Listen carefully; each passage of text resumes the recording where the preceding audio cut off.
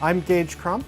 I'm an associate professor of stem cell biology and regenerative medicine. Hi, I'm Francesca Mariani. I'm an assistant professor at USC's Stem Cell Research Center. My name is Dr. Jay Lieberman. I'm professor of chairman of the Department of Orthopedic Surgery at the Keck School of Medicine of USC. We've had an excellent collaboration between Drs. Crump, Mariani, and myself, and it was really initiated by the Regenerative Medicine Initiative. And this allowed us to apply for a grant where each of our laboratories receive funds to work together in a collaborative fashion to try to answer some questions related to bone repair and regeneration. In my lab, we use zebrafish to understand how the skeleton can regenerate. And so zebrafish is a very attractive system to study regeneration because as adults, they have this wonderful ability to regenerate. They can repair 20% of missing heart. They can repair a fully severed spinal cord. And we found that they can repair up to half their jawbone when we remove it as adults. I'm a geneticist, a mammalian biologist, and to partner with basic biologists who study zebrafish has been really wonderful. We could learn a lot about regeneration from looking at jaw resections in the zebrafish.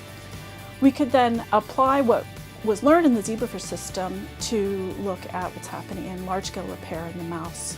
Then, with the help of Jay Lieberman's group, we could then apply some of the things that we found in our model systems to a more clinically relevant model that was developed by his laboratory. I was treating patients with large bone defects associated with revision, total hip and knee replacement, and we didn't have a satisfactory solution.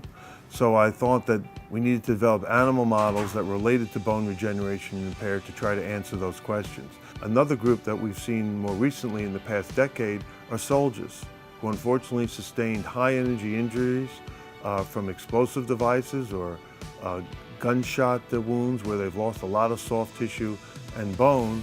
And our hope with our research is to develop solutions for these problems. So I think having this sort of collaboration makes both clinicians and basic researchers kind of step out of their usual routine and just take and try to think of what are the applied uses of the basic research findings.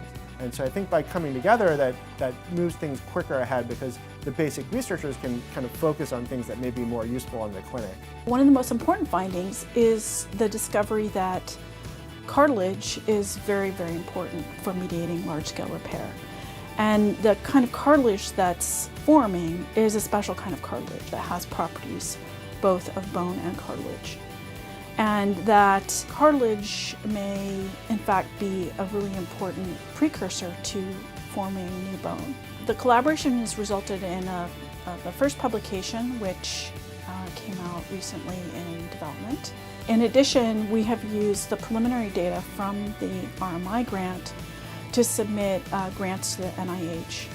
And fortunately, this has resulted in a very nice grant, an R01 grant. The grant amount is about $2.4 million, so we're looking forward to working on this in more detail in the next few years.